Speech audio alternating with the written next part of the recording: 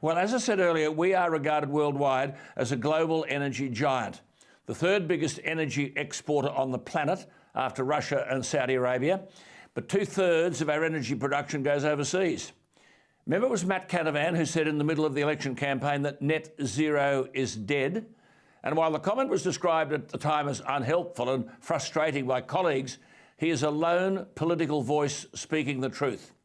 And don't tell us after last week that Australia is still going to pursue this net zero carbon dioxide emissions by 2050 and coal is out of the equation.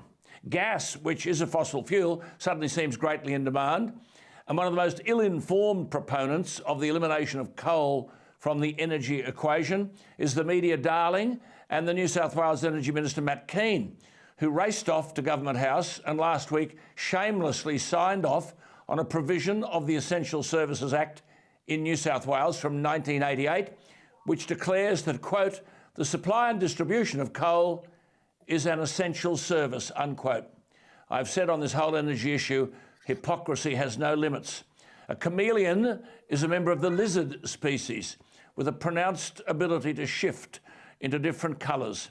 The energy chameleon is Matt Canavan. But let's go to the man we should be listening to, Queensland Senator Matt Canavan. Matt, thank you for your time again. What do you make of this? Fearing the lights will go out, Keane takes himself off to Government House to invoke the powers of the Essential Services Act, which proclaims what we know, that coal is an essential service.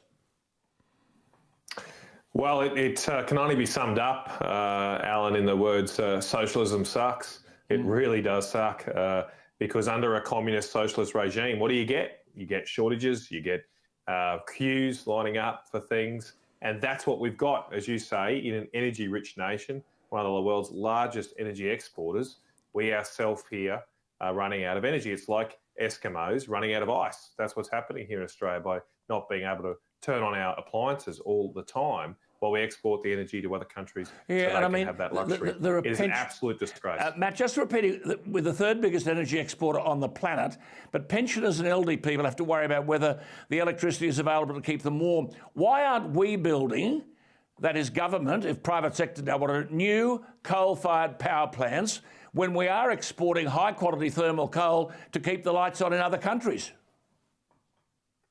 Because we're obsessed with renewables, Alan. We've become obsessed by the siren song of the Greens that somehow installing solar and wind and renewable energy is the answer to everything. And even now, in the midst of this crisis, at a time where we cannot provide enough power for pensioners, for factories to stay open, for people to stay in their jobs, we have our energy ministers continuing to double down and saying, oh, the answer to this crisis is let's keep doing what we've been doing to get us into this crisis, because they're now saying we haven't invested enough in renewables. We haven't invested enough in the forms of power that we cannot rely on that have put us in this mess.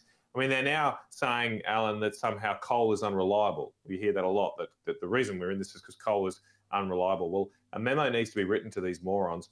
Old coal-fired power stations are unreliable. Old cars are unreliable. Old things are unreliable. If you build new things, guess what? We shouldn't have to spell this out, but if you build new things, they tend not to be they're liable to break down.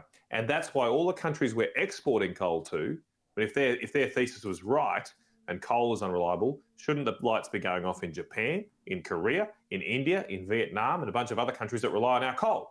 But they're not, because those countries have invested in new coal-fired power stations. In fact, there are 345 coal power stations being built around the world, yet not a single one in Australia.